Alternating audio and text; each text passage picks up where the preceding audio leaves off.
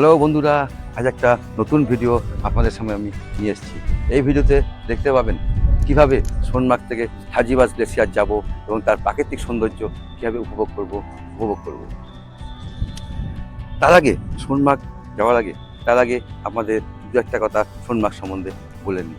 সোনমার্গ ভারতবর্ষের জম্মু কাশ্মীরে অবস্থিত সুন্দর একটা হিল স্টেশন। সোনমার্গ সমুদ্রপৃষ্ঠ থেকে প্রায় 2700 মিটার উপরে। সোনমার্গের আরেকটা নাম হলো সোনার তৃণভূমি। এই তৃণভূমিতে আসতে গেলে আপনাকে বেস্ট সময় হচ্ছে এপ্রিল থেকে জুন, আর ওদিকে সেপ্টেম্বর থেকে নভেম্বর। আমার এই ভিডিওটা ভালো লাগলে অবশ্যই একটা লাইক, সাবস্ক্রাইব অবশ্যই করে দেবেন। এতে আমিও অনেক আনন্দ পাবো, তাতে পরবর্তীকালে আরও সুন্দরভাবে আপনাদের কাছে ভিডিও নিয়ে আসতে পারবো।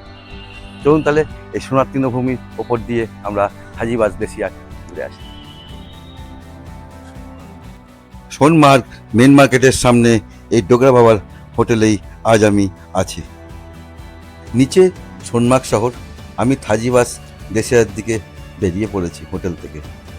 এইটাই হাজিবাস গ্লেসিয়ারের এন্ট্রি গেট। খানিকটা আসার পর এখান থেকে প্রকৃতিটা এত সুন্দর, আপনাকে মুগ্ধ করবে। অপূর্ব অপূর্ব, দারুণ দারুণ। এই রাস্তাটা একটু খারাপ, তবে এই সৌন্দর্যের কাছে কিছুই না। ওয়াও, কি সুন্দর! আমি একটা বেশ উঁচু জায়গাতে উঠে দাঁড়িয়ে শ্যুট করছি। অপূর্ব অপূর্ব অপূর্ব। ওই নিচ দিয়ে ঘোড়ারা চলে যাচ্ছে হাজিবাস গ্লেসিয়ারের দিকে। এই ঘোড়ার রেট সবসময় চেষ্টা করবেন সোনমার্গ বাজারের কাছ থেকে নিতে। সরকারি রেট আছে 1650, তবে আপনি ঠিকমতো বার্গেনিং করলে 1200-1300-র মধ্যে আপনি পেয়ে যাবেন। এদিকটায় বড় বড় গাছের সারি, দারুণ লাগছে, দারুণ অপূর্ব। ওই নিচ দিয়ে একটু আগেই উঠে এলাম। অপূর্ব তার প্রকৃতির রূপ, দারুণ অপূর্ব অপূর্ব। হঠাৎ করে বৃষ্টি শুরু হওয়াতে আমি একটা বড় গাছের তলায় দাঁড়িয়ে আছি। বৃষ্টিটা কমলেই আমি আবার যাওয়া শুরু করব। বেশি দূর নিয়ে হাজিবাস গ্লেসিয়ার। সোনমার্গ মার্কেট থেকে হাজিবাস গ্লেসিয়ার 3 কিলোমিটার, বেশি দূর না। এই 3 কিলোমিটারের মধ্যে আপনারা হয়তো হাফ কিলোমিটার রাস্তা একটুখানি খারাপ পাবেন, তারপর রাস্তা এরকম বাঁধানো রাস্তা পাবেন, কোনো অসুবিধা হবে না। বৃষ্টি কমাতে আমি আবার চলা শুরু করেছি। ওই দূরে দেখতে পাচ্ছি হাজিবাস গ্লেসিয়ার, দারুণ। এখানেই 2015 সালে বজরঙ্গি ভাইজানের শুটিং হয়েছিল। অপূর্ব সুন্দর জায়গা, অপূর্ব, খুব সুন্দর।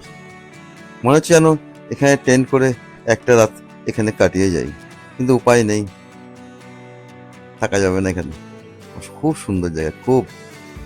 দেখবেন মন প্রাণ ভরে যাবে, আসলে এখান থেকে ছেড়ে যেতে ইচ্ছে করবে না, এত সুন্দর জায়গা।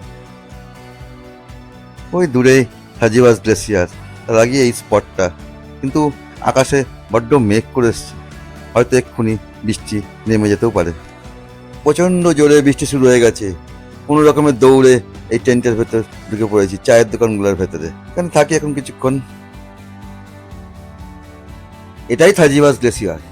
প্রায় ঘন্টাখানিক ওয়েট করার পর, বৃষ্টি কমার পর, ওয়েদারটা ভালো হওয়ার পর আবার বেরিয়েছি। দারুণ দৃশ্য, খুব ভালো লাগছে এখন। ওয়েদারটা পুরো অন্যরকম হয়ে গেছে।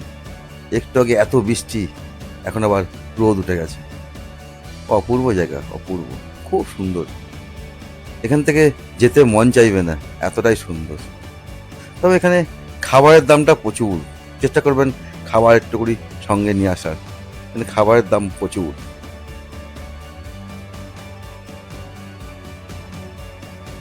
কি অপূর্ব জায়গাটা না, অপূর্ব। ওই দূরে যাওয়ার ইচ্ছে ছিল, কিন্তু আকাশের জন্য আর গেলাম না। হাজিবাস গ্লেসিয়ার থেকে খানিক আগে বেরিয়ে এসছি, তবে বৃষ্টি হওয়াতে রাস্তার অবস্থা খুবই খারাপ। পাথরের রাস্তা, দেখে শুনে পা ফেলে এগোতে হবে। অনেকটা আসার পর এখানে একটা সুন্দর ভ্যালি পাবো। ভ্যালি দেখে নেমে পড়লাম। যাওয়ার সময় এই জায়গাটা বৃষ্টি পেয়েছিলাম, তখন নামতে পারিনি। এখন সুন্দর ঝলমলে রোদ, এখন আর এই সুযোগ হাতছাড়া করতে চাইছি না।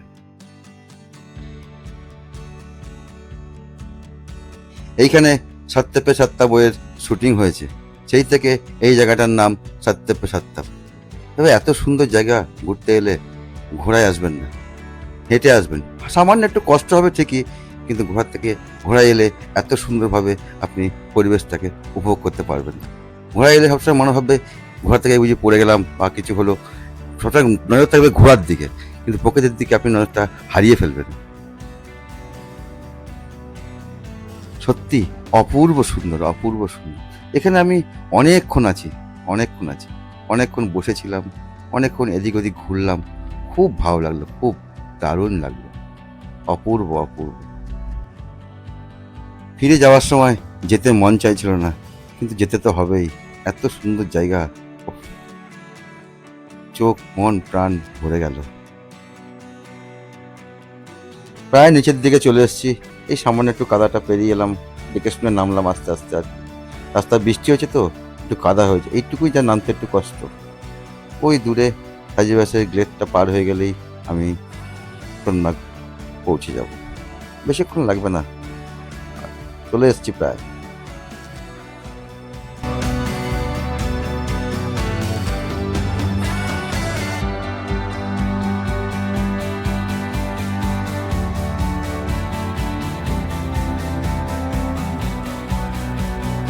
ওই দূরে সোনমার্গ শহর।